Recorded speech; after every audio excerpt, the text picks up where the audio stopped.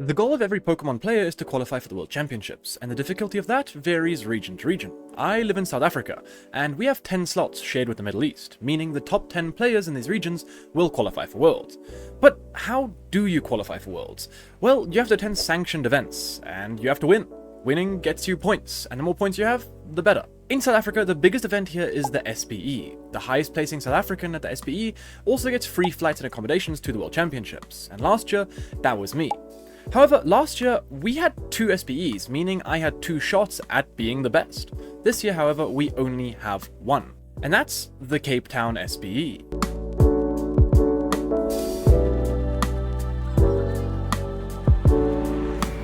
But before that, I need to prepare, and that's what this video, or series, I don't know what it's going to be to be honest, is about. Today, we're going to a tournament, and I'll be playing a deck that I honestly think could be my choice for the SPE. And what deck is that? Well, if you're a long-time viewer, you know that last year at the SPE, I got to the Grand Finals with Terrabox, or more recently, I've been playing Dragapult religiously. Well, the deck I'm choosing is neither, actually. You see, Pokémon delayed the latest set, Ascended Heroes, by quite a bit. It was supposed to be legal for EUIC, but it's been pushed back. And the format that the Cape Town SPE will be in will be Ascended Heroes legal. And Ascended Heroes is the same as the Japanese set, Mega Dream. But why do I mention the Mega Dream Japanese set? Well, you see, at the end of last year, I was over in Japan playing the Aichi Champions League. And the Aichi Champions League was in that format, the Mega Dream format, meaning I have been preparing for this event indirectly for a very long time. Because whenever I was playing in the Aichi Champions League and preparing for that, that was this format. And it also means I can right some wrongs from the Aichi Champions League. So I'll have a good head start. But what wrongs do I want to rewrite? Well, to be honest, for me, it's honestly not testing Zoroark enough. I think Zoroark was a great pick for the Aichi Champions League, and I'm upset that I didn't have enough time to really test it. So that's something I've been doing recently, and honestly, I've been enjoying the deck a lot. With Ascended Heroes comes out a new card called Zekrom, and this card fixes Zoroark's biggest problem, damage output. Previously, Zoroark had been limited to 170 damage, but Zekrom allows for 250, and with damage modifiers like Binding, Mochi, and Black Belt, we can swing for upwards of 330 damage, which is an incredibly relevant number. So let's take a look at the deck. Also, quick side note, I have a guide in this deck going through all the matchups and cards in more detail. I'll leave the link down below. If you want to support the channel, it's a great way to do so. Anyway, shameless shilling out the way. This is a deck that I've been tinkering around with for quite a while. My main objective is to get this deck as consistent as possible, while still being able to beat some decks with some techs. And since it rhymes, it's possible. The main techs being Fighting, Fury Belt, Binding Mochi, and Gravity Mountain, meaning we have a higher damage output. On top of that, I'm playing Energy Switch instead of Janine's Secret Arts, because Janine just has been really underwhelming for me in testing, and Energy Switch lets me do a lot of really cool plays. On top of that, 4 Lily and 3 Iona has been just fine. I think the outstanding card in this deck for me so far has actually been the Cleffa.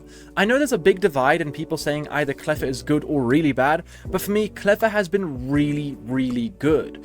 And the deck has been pretty good. It's aggressive with triple boss's orders. 2 Night Stretcher is a little bit weird. I think I might change it to 1 Night Stretcher, 1 Super Rod, but for now, we're running 2 Night Stretchers. And 1 Pokepad, honestly, the Pokepad has been a bit underwhelming for me. I think a lot of the times, every time I see Pokepad, I would rather it be an Ultra Ball. But we can't play 5 Ultra Balls, so 1 Pokepad it is. This event was hosted at Wizards Collection, which is my go-to shop for Pokemon in South Africa, so shout out to them. The tournament is a Swiss tournament, meaning you have to win all your games to win the tournament. However, that isn't my goal. My goal is to practice and have a deeper understanding of Zoroark. But winning would also be nice, so let's get going. Vlog segment.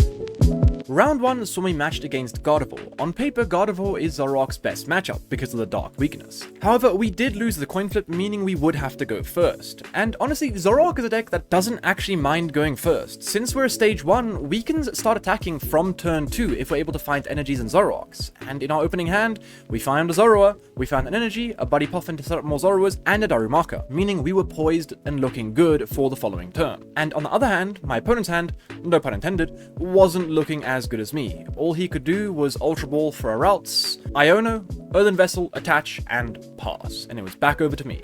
If I was able to find a Zoroark, a Darmanitan, and an energy, well, the game would be over.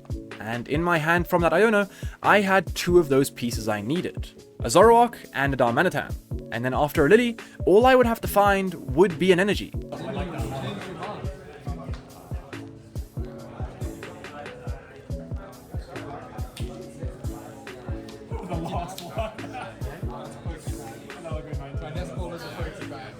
And, well, that was that. I was able to knock out the Drifloon and the Routes on the bench, meaning I won game 1. Round 2 was against Darkbox. It was Mega Absol with Carvanha, a quite strange deck, but quite interesting at that. However, we did get to go second, and all my opponent was able to do on his first turn was have his active Pokemon Yveltal, attach a Punk Helmet to it, and pass it over.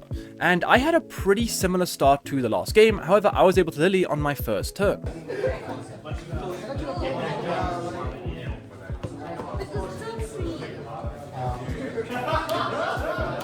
However, I also did swing for 20 damage. This 20 damage might seem irrelevant at first glance, but it also puts 40 damage onto my Zoroark, meaning if I find Monkey Dory in the next turn, I have damage to move around. And on top of that, since his Yveltal has 110 HP, since I did 20 damage to it, it puts it down to 90, and Darmanitan's number is 90. And when all my opponent was able to do was find a Carvanha, bench that and pass, I knew that my 20 damage was about to be rewarded. I attached a Zoroark, thin a couple cards because thinning is winning, and play Lily's Determination.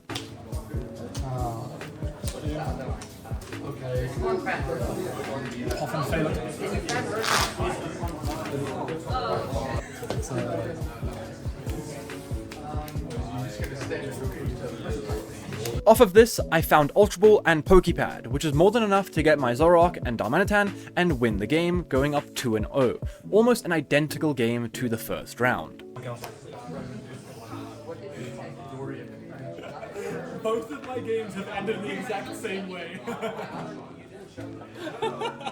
However, round 3 was not going to be as easy. We were playing against Venusaur, basically an auto loss for Zoroark. You see, Zoroark hits Gardevoir with weakness, which is great, but Zoroark does have a weakness of its own, and that's Grass. And Venusaur, well, do the math. Things were not looking good. This matchup on paper is almost unwinnable.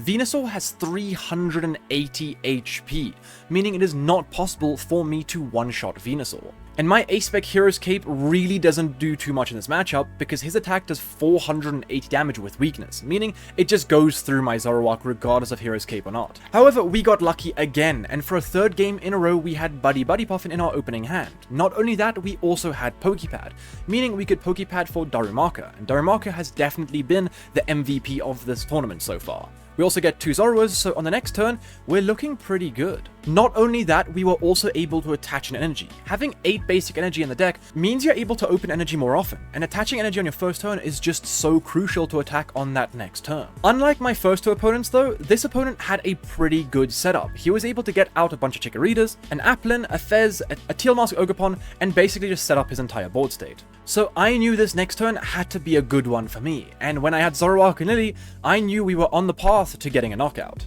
And after finding Darmanitan, we were able to take the first 2 prize cards of the game, meaning we were up by 2, and this is great because now I'm in the prize race. So even if he does knock out my Zoroark, as long as I can keep taking 2 prizes on his bench 2 prizes, well, I'll win the game. However, my opponent had a pop-off turn. He was able to find a Stadium, get Venusaur into play, and also reset up Meganium. Even though I knocked out both of his Chikorritas, he still got it set up, so props to him. And with 2 energy on Teal Mask Ogerpon, he was able to one-shot my Zoroark. So, he did have the response, and this is exactly what he needed to stay in the game. And I wish I could say I had the return KO in hand, but I really didn't. I had an Iono and a Fez, so I had ways to get Zoroark back, but I didn't exactly have it just yet. But Iono came in clutch. I was able to get another energy onto a benched Zoroark and take the knockout for 250 damage. Thank you, Zekrom. From here, my opponent made a bit of a mistake. He did take the return knockout, but he knocked out with Teal Mask Ogerpon when he could have knocked out with Hydrapple. Hydrapple has 330 HP, meaning I need a lot more to knock it out. But unfortunately for him, I had everything in my hand to follow up that knockout, including a boss's orders. So even if he did attack with a Hydrapple, well, I still had it regardless. But it was a close game. And a good one for me though. We were able to beat our auto loss basically. Going to the last round, we were paired against the other Zoroark player in the room. So we were playing a mirror match, and he won the coin flip and decided to go second. Yet again, we found a Buddy Puffin, and this time we had to Ultra Ball for our Darumaka, but getting it out was still super important. Our opponent was able to set up multiple Zoroarks and also multiple Darumakas, and I had a good chance here. If I was able to find a Zoroark and a Darmanitan, I was able to take 2 prizes and the lead.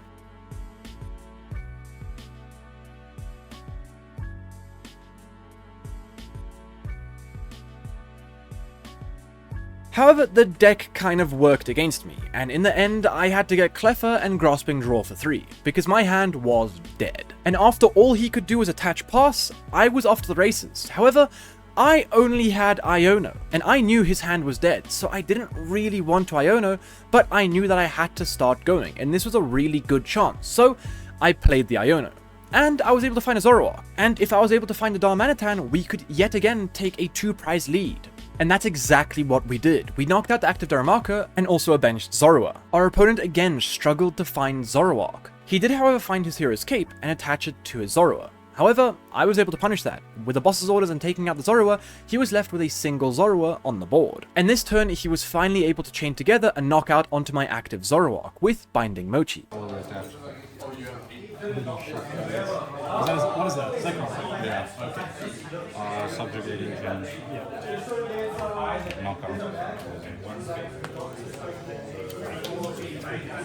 From here, I was able to return with my own Binding Mochi knockout, and I was just a little bit too far ahead. He didn't have a great follow-up attacker. In fact, his only follow-up attacker was the Peckrunt, which was able to take a knockout, but all I needed was an energy to knock out his Peckrunt, and that's exactly what I had. And because of that, we were able to go 4-0, and Zoroark really impressed me today. Sure, I got a bit lucky with my opening hands, having Buddy Puffin in all 4 of them, but sometimes that's what you just need, a little bit of luck. And the deck set up really well. I was really happy with how it felt. So, as of right now, I'm pretty set on playing Zoroark to the SPE. If anything changes, you guys will know. Thanks for watching.